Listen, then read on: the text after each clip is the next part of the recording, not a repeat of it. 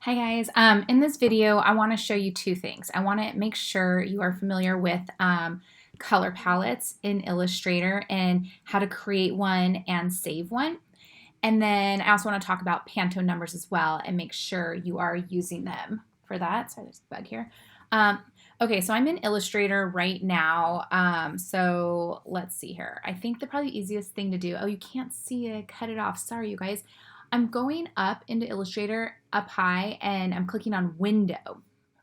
And let's see here. I guess we can open up, all right, we want swatches. I went to color and I was like, wait, that's not right. What is it? Swatches. So you're basically going to make a swatch palette, I guess is the correct word. Okay, it opened up a whole bunch of stuff. Swatches is down here. I'm going to click drag and pop that out. I actually don't need all this other stuff right now, so just to kind of clean this up. Okay, so here's the default swatch palette, but you're going to make your own. So here we can go, let's see here. I think probably, well, what you're going to do, you're going to save a swatch palette so that later you can open up your swatch library. Why I'm just kind of talking about this, I should bring your attention that Illustrator, it does have some color books, some Pantone color books here. So if you wanted to use the Pantone numbers, they actually have some palettes already created for you. And there's also different ways to view it. You can do a small thumbnail view or maybe a large one so it's easier to see, or maybe a list is easier to look at this. It's kind of up to you how you want to view it. So there are those choices there for you as well. But in this assignment, you're going to make your own of these for the brand that you're designing for. So what you're probably going to have to do is actually select, let's see if I can pick this, hold shift, and then put all this in the trash. It's not highlighted. Let me see if I can right click it.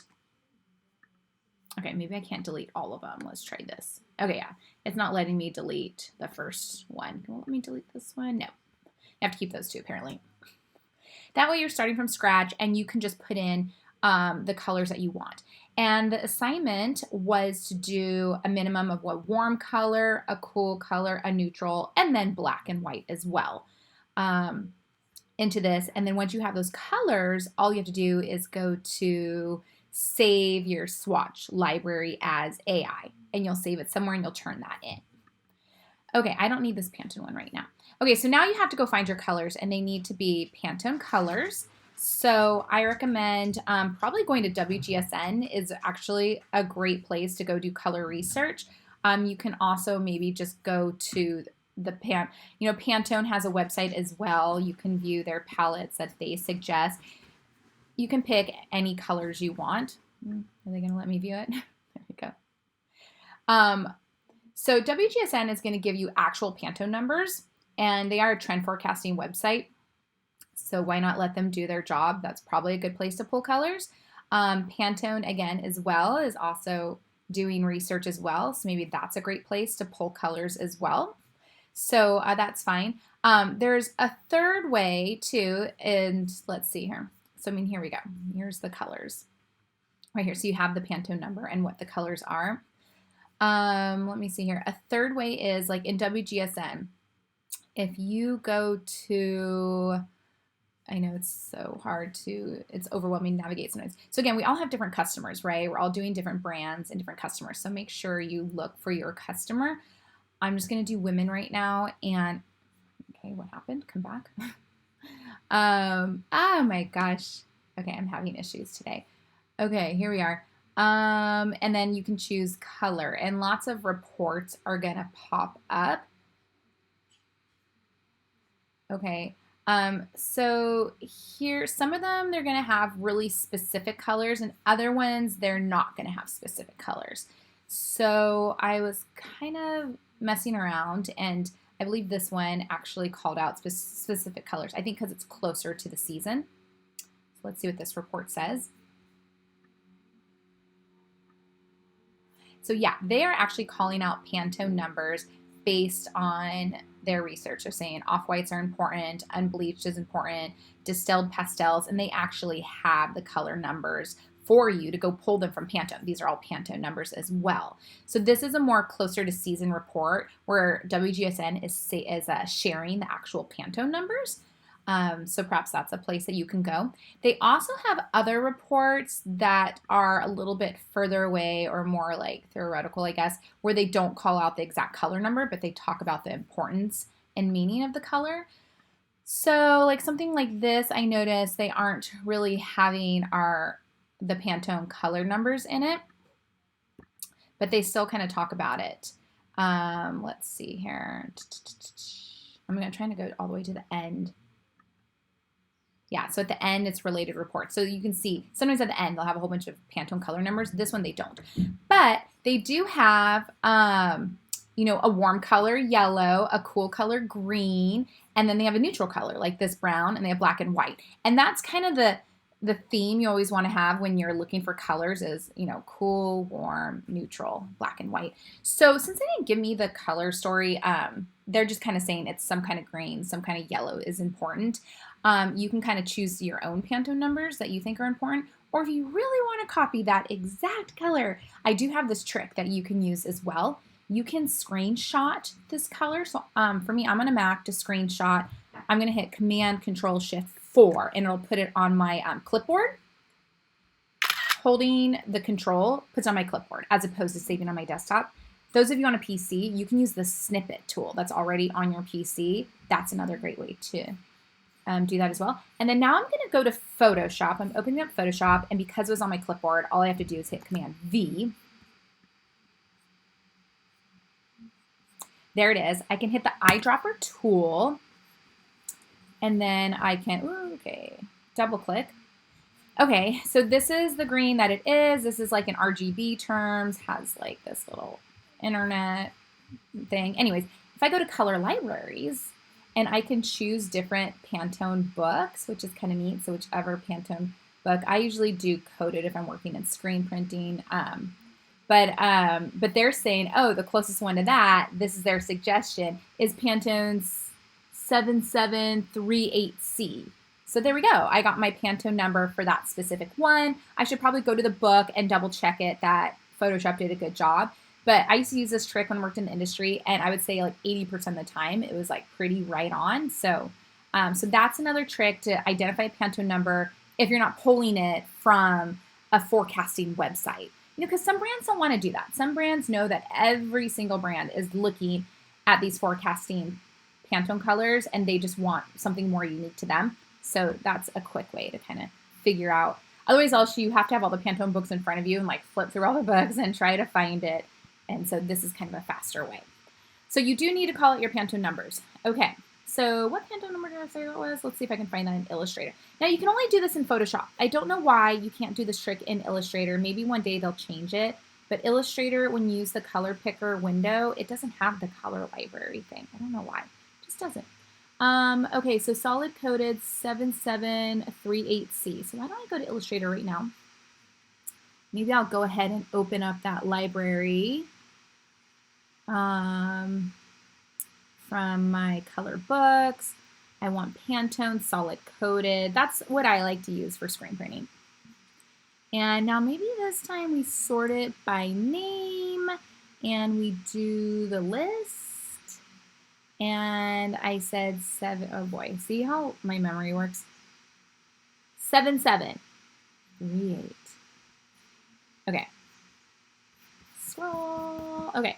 And it's kind of funny the way it does it. Yeah, let's see here. Okay, let's see if we can find this. Maybe if I make this a little wider. Ah, come on, buddy. Oh, I'm so close. Yeah. So let's see if we have 7738. I see 36. Hey, there it is. Okay. So there's my Pantone. And when I clicked it, it put it in my swatch palette for me right there. So there it is. It's there. So there's my cool color. And then now maybe, you know, if I'm copying this WGSN story, this activism story, you know, maybe now I go in and I swipe that yellow somehow. Oh, okay. Cancel. Paste it. Okay, let's zoom in. I don't know what's going on over here. panning by holding the space bar. Eyedrop. Now, you guys, this is Photoshop, right? So this is a whole bunch of pixels. So wherever I click, I'm going to get different shades of the yellow. So you have to be mindful of that. So you can zoom in as much as you want. Do you see when you start seeing all the little squares?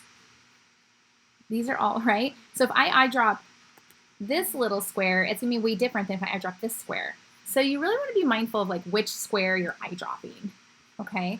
And you even have the option yourself too to change it. You know, you're like, no, I actually wanted it more bright. That's what I was thinking. That's fine, because maybe that's what this square is over here is. I don't know. So you need to decide that and figure out what's the right color. Once you think you have it, go to color libraries. And then this one will say Pantone, you know, it tells you the answer of what it is. So then you can go to Illustrator and find it. So 115C, it's my new one. So I got to scroll down, 115, boom. And there it is there. Okay, so you get the idea. So I need a neutral color. Why don't I just go ahead and finish this? I think this is fine for my neutral.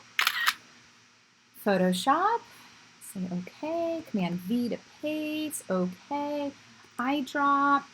This image was probably made on Illustrator, so all the pixels are exactly the same color. That makes it a little bit easier. It's not a photograph.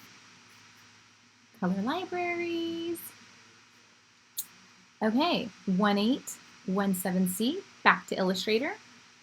181, do we have 1817C? Let me check. And it's weird, it's like the numbers aren't in order numerically, they're in order by like digits. So, okay, so I went too far because I'm in the twos, so I have to go back. Even though 1000 is bigger than 200, that's not how it's gonna be filed. So I gotta find, then 19, I'm gonna look for 18. It takes a minute to get used to this. Okay. 1817. Illustrator. 18, so I gotta go down. 181, 1815. There it is. Isn't that weird? It takes a while to get used to it. And then just black and white. I think if I type just black, I probably could have typed my numbers here too. Choose the black that you want to use. And then, I'm not finding there's different shades of white. Maybe just regular white is fine. So I think for white, I'm just going to go up here to the color picker. And Pantone doesn't really have a white, to be honest with you. So I'm just going to pick this white. And I want you in. Okay, so it didn't automatically go in my swatch palette. So I'm going to click and drag it. Do you guys see how I did that? I went here and I clicked and dragged. So this is the only one that doesn't have a Pantone number assigned to it. But that's because for optic white, I don't think Pantone has it. They have like off-whites and whatnot. But I wanted an optic one. Okay, so now I can go save my library. I'm going to save as AI. I'm going to call it, I guess, my activist library, because that was the theme. Activist color palette library. And I have to remember where I saved. It looks like it's defaulting under swatches, so maybe that's good. It's defaulting somewhere in Illustrator, so hopefully it'll be really easy to find. If not, go save it on your desktop so you know it's really easy to find.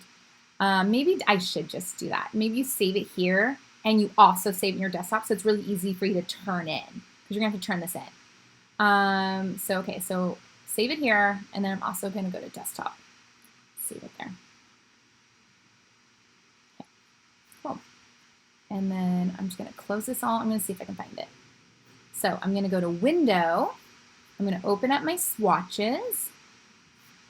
Oh, it opened up automatically. That's funny. Okay, what if I did a new file? File, new. So new file, it's not going to have that. Create. What's it from? Oh, there it goes. So this is the default swatch palette from Illustrator. I want to open up the one I made. So I'm going to say open. Oh. Okay, so down at the bottom, I know you can't see it because it got cut off, but it says Other Library. I wonder if I can make this higher so you all can see that. Sorry. Okay, we are. Open Swatch Library. No, it's again at the bottoms. Okay, trust me, the bottom it says Other Library. You click that, and I saved this one on my desktop. And there it is, just double click. And boom. Okay, so this assignment is introducing you to the power of color libraries. This is important when you work on a design team. The design director is going to identify a color palette, and they're going to want all the team members to only design within it. So it's kind of your intro to that. And then now you're ready to go to start using your colors, you know, as you draw your images. In Illustrator, oh gosh, what is going on? I just made a box, I tried to. You know, you can easily just pull the colors here in your color palette, and it's just more organized. All right, so that's my video about color palettes. Let me know if you guys have any questions.